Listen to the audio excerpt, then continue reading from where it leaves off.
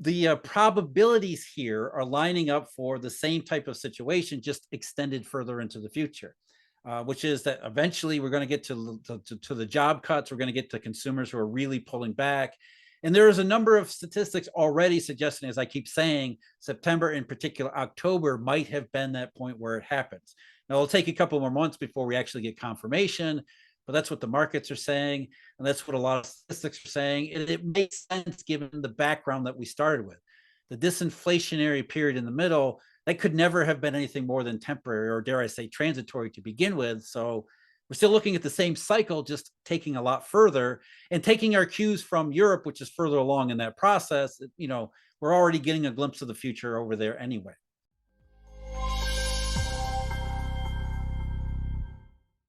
On this episode of What the Finance podcast, I have the pleasure of welcoming back Jeff Snider for a third time. Most people probably know, he's one of the foremost experts in the global monetary system and also the host of Eurodollar University. So, Jeff, thanks so much for coming on the podcast again. Oh, it's my pleasure, Anthony. I'm looking forward to it. Yeah, I'm really looking forward to the conversation. And I feel like I say this every time because so much has been happening over the past year. It's just every time we talk, there's something new to talk about. And no different this time. So I guess from your perspective, what are you currently seeing in the markets and the economy and what's really happening? Well, I think that's a mouthful right there. There's stuff happening on every front. I think most people would just like to just make it stop. Let's go back to much calmer times when things seem to be better, though we might have to go back a long way for something like that. But yeah, where do you want to start? We can just pick a thread here and continue to tug at it. Maybe the best place to start is interest rates, because I think that's a topic on most people's mind. Bonds obviously have been selling off, although curiously, only the long end has been selling off, and it's not just in U.S. Treasuries. This is a global phenomenon, and people may not be aware that this happens every year, going back to around 2017. We have what I call a September effect, which is where long-term rates in particular tend to rise. They start to go up in August, usually early August. Then they really hit their sell-off in September. And then by October, it starts to wear off. And late October into early November, we're starting to think more fundamental again. So we've seen exactly that happen again this year. Rates started to rise a little bit in June, but a little bit in July, but they really started to get sold off in September. So the September effect was really strong last month. And so the question is, are we seeing that again this year? Is it just the September effect? Is there something more to it? In recent trading, not just in the U.S. Treasuries, but around the rest of the world, in particular Germany rates, a German bond curve, suggests that, yes, we passed the September effect and we're into that same intermediate period where rates tend to go sideways, maybe a little bit lower. Treasuries tend to lag the conversion out of September into the fundamental period. So we could see Treasury rates go up a little bit farther from here, but all the indications from European yields, from forward rates and forward markets suggest that the September effect is done, and we're now going back into more of a fundamental paradigm, which is interesting because when you look at the sell-off in bonds over the September effect over this year, last couple of months, it didn't really hit the short end of the curve. It didn't hit, say, the 2-year spot, which is a crucial indication that markets are thinking something differently than rate hikes higher for longer and all that stuff. The 2-year Treasury, for example, is highly susceptible to monetary policy conditions today, but also what monetary policy conditions might be over the next 2 years. And the 2-year Treasury, like the 2-year German shots, those have been almost completely sideways to actually a little bit lower recently, going back to July. So the short end of the yield curve has sat out this September effect sell-off, and that raises a whole bunch of questions. Okay, what is the short end doing that maybe most people aren't considering?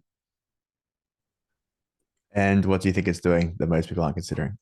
Well, that's the fundamental. So if the September effect is impacting long-term bonds, that's non-economic considerations. There's technical issues behind that, and so the front end is therefore more pricing and picking up on fundamental considerations, which are not an economy that's getting restarted.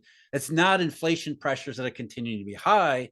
The short end of the yield curve is saying we don't see anything different that we saw, earlier in the summertime.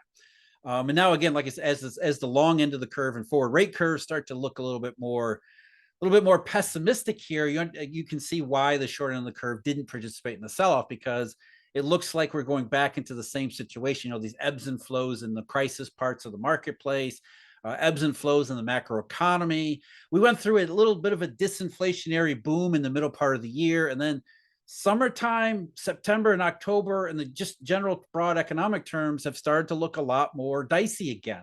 So we got that. We've got monetary considerations. We've got all sorts of collateral warnings that have been all over the place really since latter part of September, but really going back to July, same period of time. And so the 2-year part on the curve is saying, yeah, ignore the long end here. We're pricing something different fundamentally. And as the long end emerges from its September effect, it should start to go in the same direction as the short end, which is where the 2 years are. Okay, so a few people I've talked to previously have mentioned that maybe it's a supply and demand issue. There's obviously a lot of supply. Maybe demand is weakening because of some other factors. So international countries not buying as much long dated treasuries, as well as the US just printing a lot of it, and maybe previously they weren't printing as much long end because of the debt ceiling and other factors. Do you sort of buy into that, or do you think maybe that's not the case? No, I don't think that's the case. And I think that's one thing that we've talked about too many times in the past. You hear this all the time, that there are way too many treasuries. 2018 was a perfect example. Yet we went through a very similar paradigm that we're going through now. We had rate hikes, we had inflation expectations, we had what else was there? Labor shortage. We had the too many treasuries argument. The Trump administration had blown the deficit with the Tax Cut and Jobs Act of 2017. We heard all of the same things. In particular, September and October of 2018, long into the yield curve starts to rise. And see, there's too many treasuries, too many rate hikes. And then once we got into October, more fundamental perceptions settled in. We got more concerning warnings in the economy, and rates fell off in late 2018, right into 2019 and on down. And then, of course, the Fed ended up cutting rates. So there are a lot of similarities here today. And I understand why people think, there's too many treasuries, because every time we go through this, the Treasury Department issues even more debt than it did the last time. And you think there has to be a limit. There's got to be a place here where the government just issues too many, and the market says we just can't absorb anymore. But if that was the case this year, then we would have seen it not in long-term rates, but short-term rates, exactly what we're talking about. Because the Treasury Department has issued the vast majority of this increase in deficit during the third quarter, that went into Treasury bills. And the Treasury bill market is completely placid. There's absolutely no disruption whatsoever, despite what was, I think, $750 billion in net additional bills. In fact, I think it may have been more like 800 billion, a massive amount of net issuance in Treasury bills. And the market said, give me more. We want more, not less. Now, there could be some issues as that gets termed out into bonds and notes, but there's no indication that supply has been a major issue so far. And if the fundamentals in the economy and the monetary system continue to be more increasingly negative, the demand for treasuries is going to go up again, like it did in 2018 and 2019, which will unfortunately, regrettably, allow the government to continue to issue debt. And I sympathize with people who make this argument, because I'm not here selling you on treasuries at all. I'm just saying this is why the market hasn't completely blown up, why we don't see the return of bond vigilantes, is because there's a steady appetite for safe and liquid investments. That the prices of that safe and liquid investments there's a combination of factors involved in that, including we do have to take into account what the Federal Reserve is doing. But that's really what the inversion in the curve means. Inversion means that there's more interest in holding safe and liquid into the future, despite the absolute insanity from the federal government. Yeah. Okay. So if we look at, as you said, what the short end of the sort of yield, the bonds are telling us, what is it telling us? Is it telling us that, as you said, there's uncertainty in the future, people are unsure, there's some weak economic data coming through? Is that what it's showing us? Just uncertainty? Yeah, I think it's more than uncertain. It's been uncertainty for quite a long time, but it's more of, okay, we got through the summertime, and rather than, I know GDP in the United States was huge, it's 5% quarter in the third quarter, but the markets didn't react to that at all. They're saying that more likely than not, that's the last hurrah for this disinflationary boomlet that hit the global economy experience through the middle part of the year. There's more and more indications that when we got to September and October, the party was over. Fun time is done. everything that the markets have been afraid of in terms of the US economy seem to be starting to happen at a quickening pace and a more obvious pace heading into October and then the later part of this year. It's already been happening across Europe and some places around the rest of the world, where Europe in particular, whether or not Europe was in a recession since last year, that's debatable. I think they were. Germany certainly has been in a recession since last year. And it looks like, again, September, October, the recession over there is actually getting much worse. In fact, the ECB just said as much last week when they decided we're going to stop hiking rates here because we're a little bit nervous about the economic situation.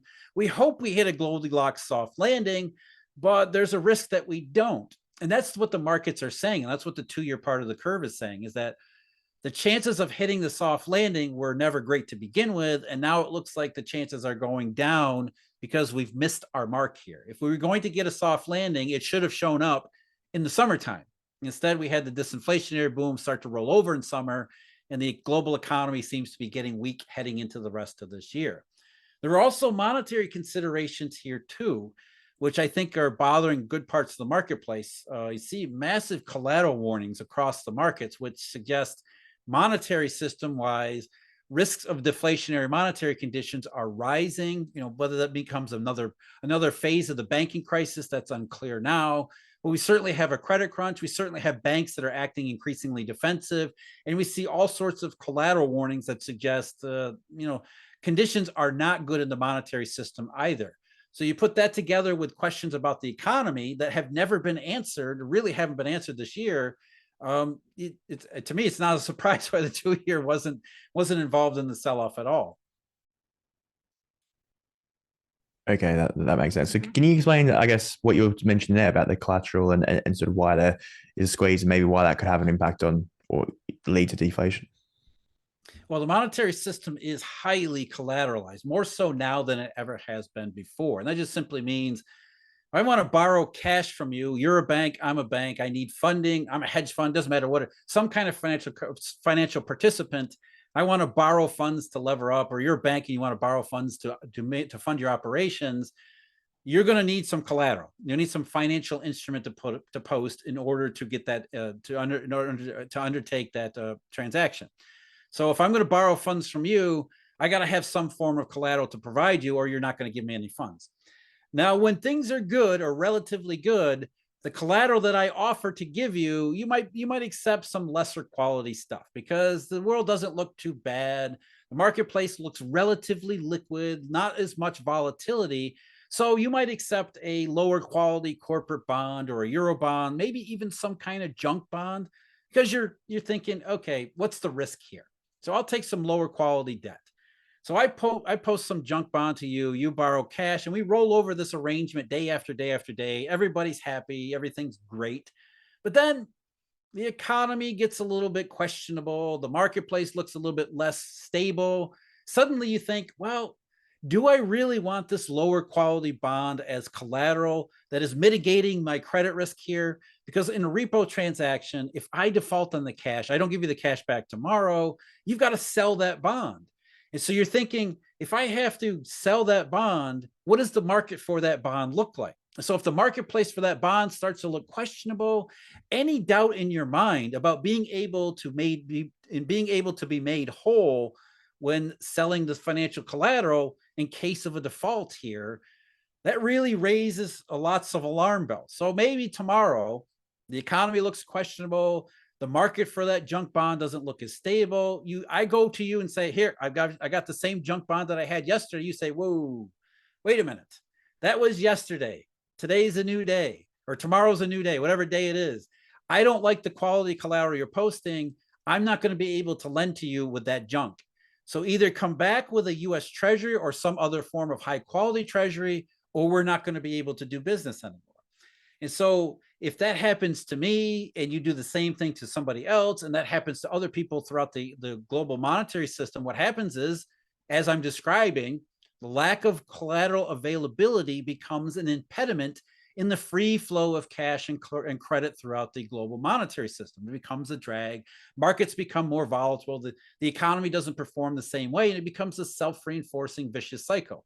because as it becomes harder to do these funding arrangements, the economy gets harder. It becomes more difficult for the economy to operate in the same fashion. And it just leads to all of these major problems.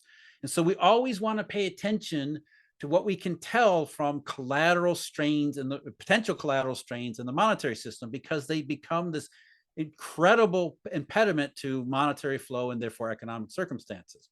And a lot of these collateral warnings that we normally watch have been flashing some serious warnings during this transition from summer into the autumn. Seeing a number of them go to pretty concerning levels. Things like Japanese government bill yields, US dollar interest rate swap spreads. That's a big one. And they just dropped off a cliff from late September, suggesting that dealers are demanding better quality collateral in order to engage in what are crucial fixed income derivatives. That's interest rate swaps. So there's a number of indications that tell us that the collateral system is experiencing substantial strain, which of course then leads to increasing risks in financial markets as well as the real economy, which goes back to what we were saying about the 2-year treasury and some of the forward rate curves that have said, we're nervous about the way things are going heading into the last part of this year. It's money as well as macro. Okay, and it seems like this could be related to the increasing yields as well, because as you said, maybe there's concern about this this risk, and it's actually decreasing the value of some of these assets as well. So maybe that's had an impact on, especially how quickly yields accelerate upwards. They can, but it depends upon specific circumstances. And I think, you look at a key component to global collateral is Italian government bonds. And people may not think that, a primary global suite or global problem spot is Italian government bonds, but Italian bonds are the largest source of euro-denominated collateral because Germany doesn't have huge deficits. And in the case of the monetary fundamentals of the collateralized system, that's actually a negative. That's how perverse the system is. So Germany doesn't run huge deficits. So there's not a whole lot of German collateral in the euro part of the system. That means Italian bonds occasionally step in, and they step in the same way I just described to you, using a junk bond. So instead of me borrowing dollars using a junk corporate, it's me borrowing euros using an Italian bond. And during periods where the economy becomes questionable, the marketplace becomes questionable, Italian financial and fiscal stability becomes questionable, you see the Italian bond spreads start to rise. So it's not necessarily about rising interest rates, it's about rising spreads. And over the last several months, the Italian spreads have blown out again to over 200 basis points, which suggests, if I was holding Italian government bonds as collateral, I'd be a little bit more nervous about it too. And I would demand better quality collateral from some other source. And this is not just about European or euro-denominated borrowing. That has knock-on effects throughout the entire Eurodollar system and other forms of collateral too. So this rising spread in Italian government bonds actually has global implications that we're seeing in all sorts of other indications, like US dollar interest rate swap spreads and things like that. Okay, and today we saw the BOJ increase their sort of yield control. So I think they put it up to 1% or potentially even higher than 1%, the yields on, I think it's 10-year bonds. So what impact will that have then on sort of the collateral and what's happening globally? Well, the Bank of Japan, they're still convinced that there's a possibility they might raise rates here because the Japanese economy, according to their view, is experiencing a relatively stable situation, which there's all sorts of questions about whether that's the case. But yeah, they keep widening their band on yield curve control. Although I think, to be clear, there was no formal announcement today. It was sort of planted stories across the media landscape. But we don't know if it's just one media outlet copying and pasting from another media outlet, or who exactly the source for the story was. Because the Bank of Japan, I think a similar story came out a couple of months ago, and the Bank of Japan said, we have no idea what you're talking about. So to be clear, we're not sure the Bank of Japan has planted this rumor, or if this is just something somebody heard. But the financial media has said, they're going to widen the band to 100 basis points on either side of zero. There wasn't a whole lot of reaction in the Japanese government bond market. The 10-year JGB is right around 90 basis points as it is. Didn't really move all that much. There was a movement in the Japanese yen, but I think that's more about short-run fundamentals than it is a reaction to Bank of Japan. But either way, it goes back, the general question here, it goes back to the original premise. Are we seeing rates around the entire world going to continue to rise?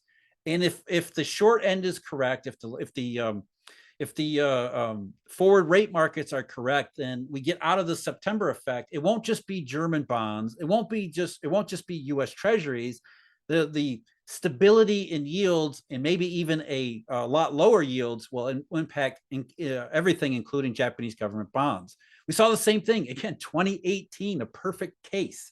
2022, we saw all of this just last year. It happened almost exactly the same way. Rates rise through September and October.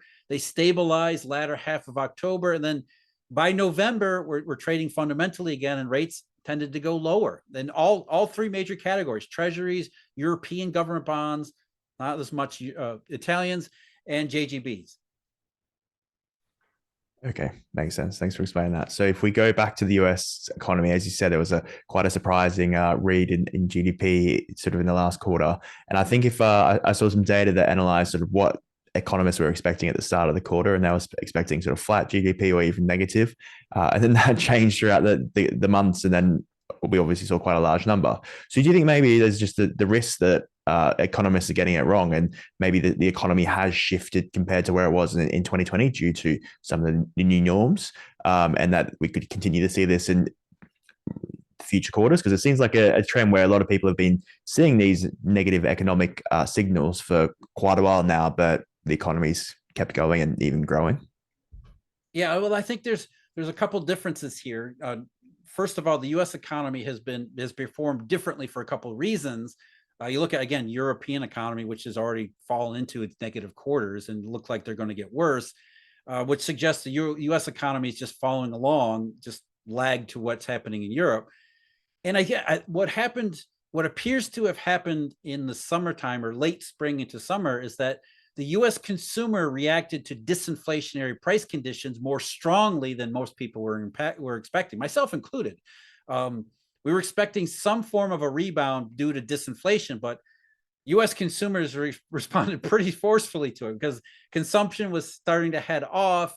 And then as soon as the banking crisis, it was weird. As soon as the banking crisis hit, it was like consumers said, well, we're more concerned, or we're more happy about gasoline prices coming down and food prices coming down, and the prices of all the goods that we've been buying over the last couple of years, they've stopped rising at the same rates. So it's as if U.S. consumers got together and had an enormous party in really June and July and maybe parts of August, and U.S. consumers went nuts spending.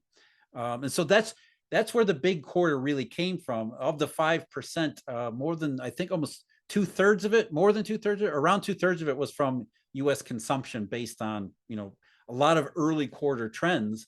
And again, it was this disinflationary party, this disinflationary euphoria.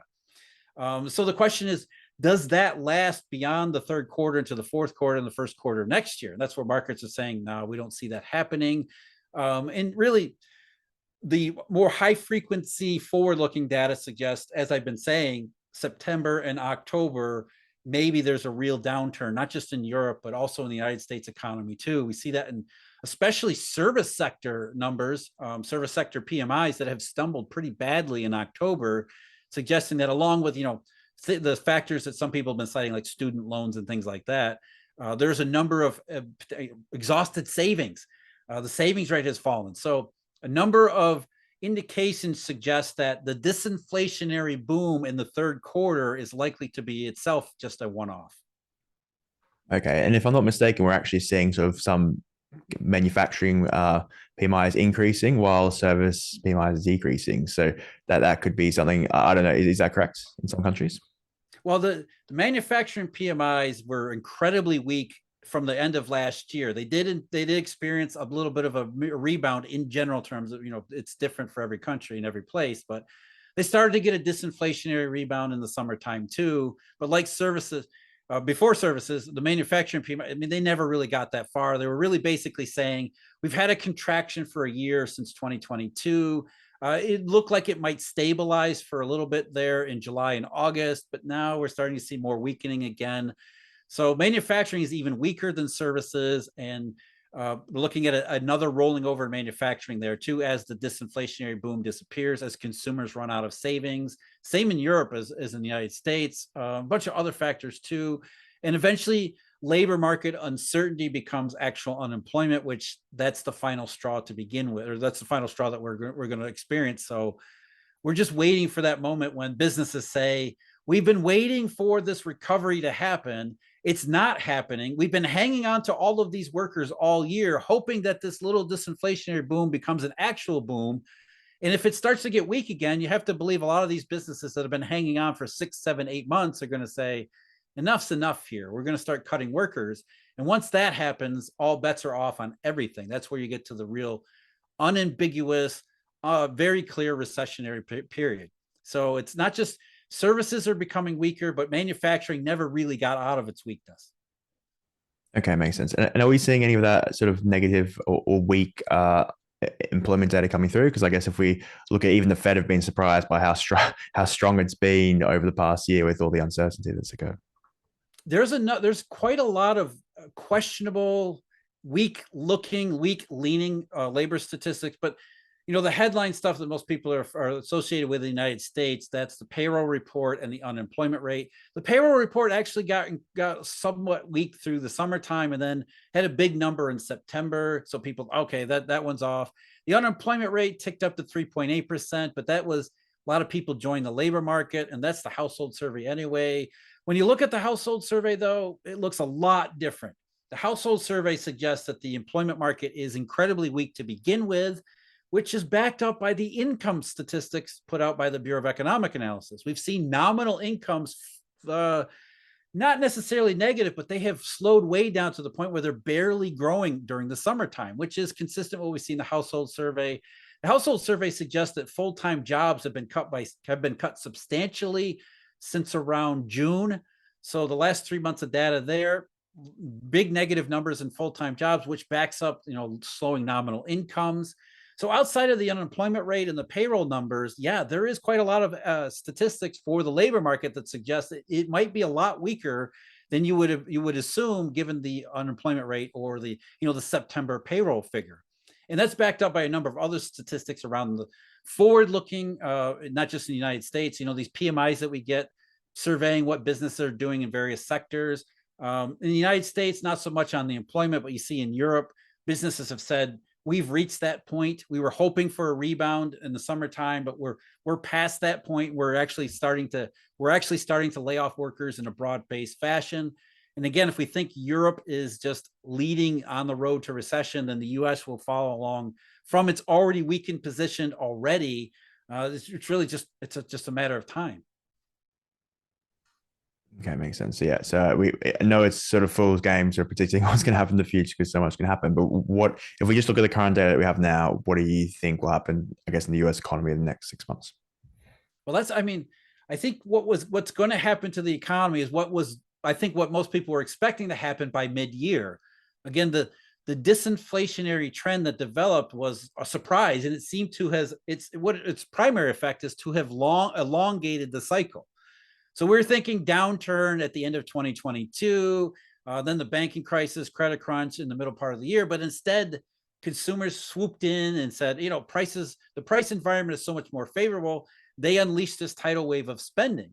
But the income and labor statistics in the United States, outside the unemployment rate, the major ones, suggest that had limited legs to begin with. So while it elongated the recession cycle, it didn't eliminate it. It just pushed it another quarter, maybe 2 quarters at the most, into the future. So I would suggest, or what I would expect, and you're right, Anthony, prediction, you never want to get into predictions because you're always going to be wrong. But the probabilities here are lining up for the same type of situation, just extended further into the future, which is that eventually we're going to get to the job cuts. We're going to get to consumers who are really pulling back. And there is a number of statistics already suggesting, as I keep saying, September, in particular, October might have been that point where it happens. Now, it'll take a couple more months before we actually get confirmation, but that's what the markets are saying. And that's what a lot of statistics are saying. And it makes sense given the background that we started with. The disinflationary period in the middle, that could never have been anything more than temporary, or dare I say transitory, to begin with. So We're still looking at the same cycle, just taking a lot further and taking our cues from Europe, which is further along in that process. We're already getting a glimpse of the future over there anyway. Okay, and do you think this will just be more sort of economic and I guess the real world, or will it also be linked to sort of, I guess, financial banks and sort of what the Fed are doing? That's the real wild card here, because the macroeconomic background is pretty weak to begin with.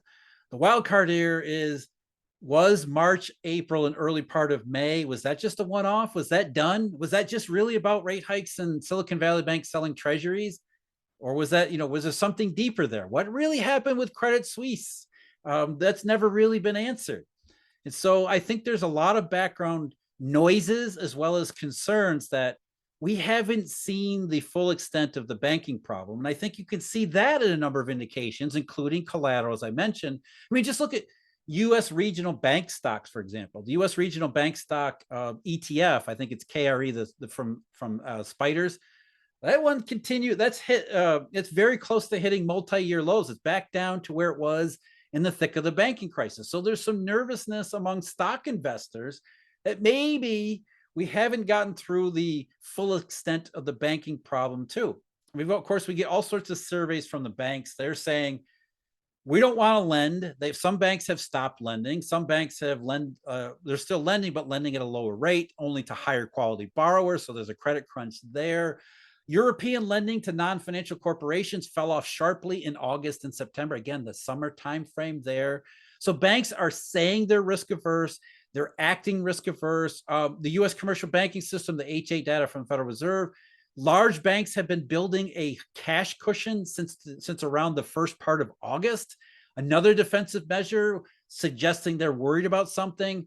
And something that we've been talking about all along. And I think everybody knows that there is a commercial real estate problem, and we just haven't seen it resolved. And we don't see any real pathway for it to be resolved.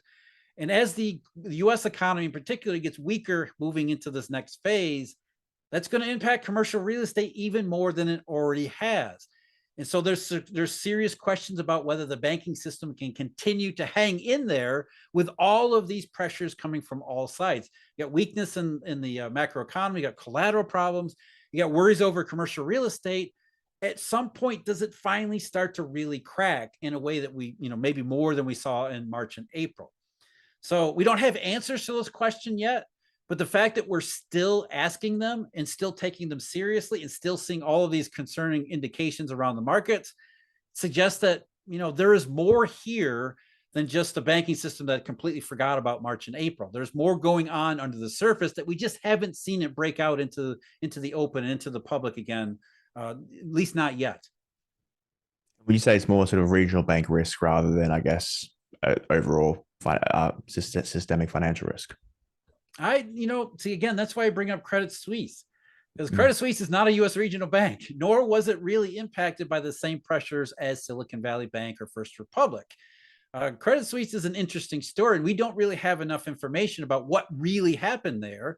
And Credit Suisse is highly, or at least it was, highly involved in global repo and collateral distribution and redistribution through the system. And I tend to believe that there was more systemic risk than is widely appreciated, and that likely hasn't been eliminated at all. So regional banks are sort of the weakest link that we can see, and that's where it makes intuitive sense to, I think, a lot of people understanding what might be going on in terms of, funding difficulties. But it's not just about, it's not really about deposit migration and cash migration as it is something else happening. And we can see it in little dribs and drabs. Again, commercial real estate. Some of the commercial real estate markets have become completely illiquid. And when those markets become completely illiquid, as we were talking about in our simple example, CLOs and CMBS that have been used as collateral, those are likely being tossed out of the repo system. Because you look at the CRE market, you don't want any CLOs that are tied to CREs. You're not going to take that as collateral. You're going to say, forget that. I don't want it. There's all sorts of ways that the funding markets can also experience substantial breakdowns that would have absolutely nothing to do with regional banks. The regional bank issue would be a symptom of the wider issue if that's what we're really seeing here. And I think there is a substantial risk that we just haven't seen the full extent of everything just yet. And as the economy gets weaker, just adds more and more pressure to it. Okay. And what needs to happen to, I guess, improve the current collateral markets? Is it just banks continuing to lend and more collateral being created, or what needs to occur? Well, what needs to occur is them to find some kind of resolution, or to be more confident that there is a likely resolution. Therefore, they can start taking risks again in the same way that they were doing before. A lot of this has to do with just dealer bank risk aversion, because when dealer banks become risk averse, that's when they start asking for better quality collateral. That's when they stop doing their lending activities. That's one of the things that when you look at interest rate swap spreads, part of that is collateral. The other part of it is dealer bank balance sheet constraints. So if swap spreads are becoming more and more negative, that's an indication that dealers are becoming more and more negatives themselves. And as dealers become more and more negative, it leads to all of these increasing problems. So we want to know why dealers are becoming more negative, and then what happens as they do become more negative. In the first part, why are dealers becoming more negative? That's where we have to think it can't be just US regional banks. It can't just be deposits migrating to money market funds. There's something else going on here, likely having to do with not just commercial real estate, but I would imagine the entire CLO market is going to be a problem too. And so there's issues in the deeper fundamentals of the monetary system that I think we're reading. If we look at just something like raw interest rate swap spreads, the dealers are telling us they're becoming more and more risk averse for what we have to fill in the blanks, but we think there's a reasonable case to be made for what we're thinking here. And then the more important implication is, what does that mean down the road? Does that mean more bank failures? Does that mean, something like 2008 happening again? And honestly, we can't answer that right now. We don't have nearly enough information for what's going on and to the extent that it could be taking place already. But we can't rule that out either. And that's really the problem, is that when we look at all these indications, look at the weak economy, look at all of these noises across the financial system, there's a potential there. There is a potential there. It's non-zero. I wouldn't say it's necessarily the baseline probability, but it's a pretty substantial tail here. And that's what the markets are telling us. That's what the dealer banking system is telling us. Yeah, scary thing. So, at risk of opening another can of worms, what's currently happening in China? Because it seems like that's another sort of more insulated issue where they're just having a complete economic meltdown, basically. Well, they're trying not to have a meltdown. Let's put it that way. I think they finally realized that that's a potential too. The idea was simple, that they would remove their zero COVID pandemic restrictions, and that would be enough to get the economy restarted. In fact, that's all you heard in January, early December, January, and into February, was that China's reopening was going to be this massive contribution to the global economy. And it was going to allow places like Europe to get out of the recession before it really even started, because Europe has a heavy trade relationship with the Chinese. But instead, reopening barely even merited any notice whatsoever. And it went out not with a whimper, but China got really dicey real fast in the middle part of this year. So where we had a disinflationary boom in, say, the United States, the Chinese went the opposite direction. They were supposed to be having a reopening boom, and instead the Chinese economy got really, really weak, especially where it comes to real estate and therefore consumer spending. That reawakens some real alarms in Beijing, where instead of letting the PBOC, they counseled patience, let reopening play out through the rest of this year. But by May and really June, the patience was no longer an option. So you started to see more determined action on the part of authorities. They released a ridiculous 31-point plan in July. They've started to intervene more regularly in the currency, which is not a good sign either. They're talking about more deepening stimulus. And most people take that to be a good thing. Okay, the Chinese, they were willing to let the economy go, and then they realized they couldn't. So now they're going to fix the situation because authorities are coming in. When you can look at the opposite way and say, well, the more the Chinese authorities feel they have to do, the worse the situation might actually be, because they really don't want to intervene here. They really don't want to take the substantial measures. They would much prefer, even if the economic growth continues to weaken, as long as there's no chance for it to become disorderly. So their concern is, how do we keep this economic weakness from triggering a real estate crisis or really popping the bubble?